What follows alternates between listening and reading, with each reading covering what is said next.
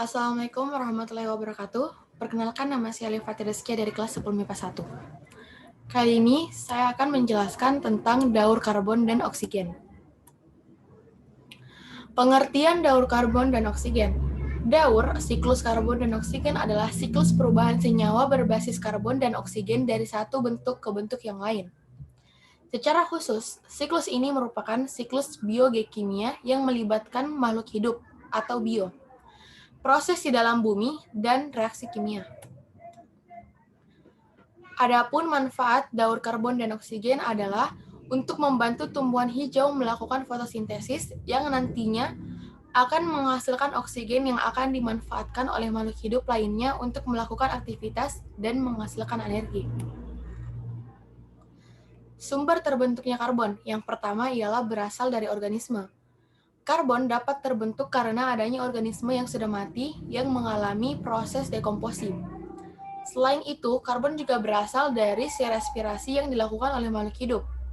Kendaraan yang menghasilkan asap dari sisa pembakaran bahan bakar juga sebagai sumber penghasilan karbon dioksida atau CO2. Yang kedua adalah karbon yang berasal dari alam.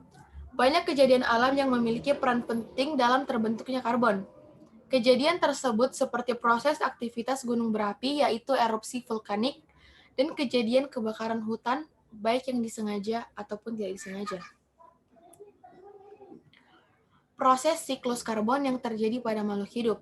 Yang pertama ialah fotosintesis. Tumbuhan yang mengalami proses fotosintesis akan menghasilkan karbohidrat. Dalam prosesnya akan menghasilkan karbohidrat yang memanfaatkan energi matahari untuk dapat mengubah karbon dioksida dan molekul air. Yang kedua, respirasi. Selain manusia dan hewan, tumbuhan juga mengalami proses respirasi. Kebalikan dari proses fotosintesis pada tumbuhan adalah proses respirasi yang terjadi pada bagian stomata daun. Proses yang terjadi yaitu perubahan makanan menjadi sumber energi. Selain itu, stomata yang terdapat pada tumbuhan akan menyerap gas O2 dan mengeluarkan gas CO2.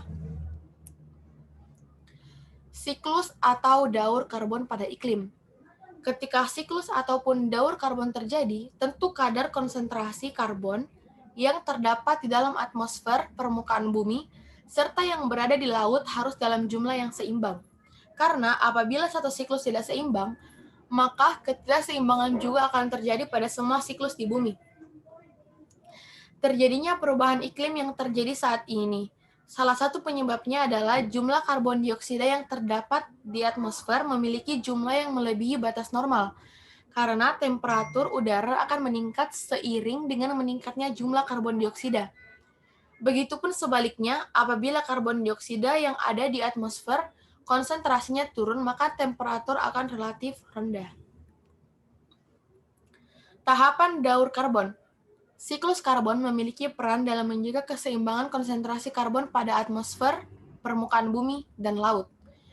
Jumlah karbon yang tidak seimbang pada salah satu komponen dapat menyebabkan terganggunya keseluruhan siklus dan kondisi bumi. Sebagai contoh, jumlah karbon dalam bentuk karbon dioksida pada atmosfer berpengaruh pada perubahan iklim. Pada saat karbon dioksida meningkat, temperatur permukaan bumi juga mengalami peningkatan.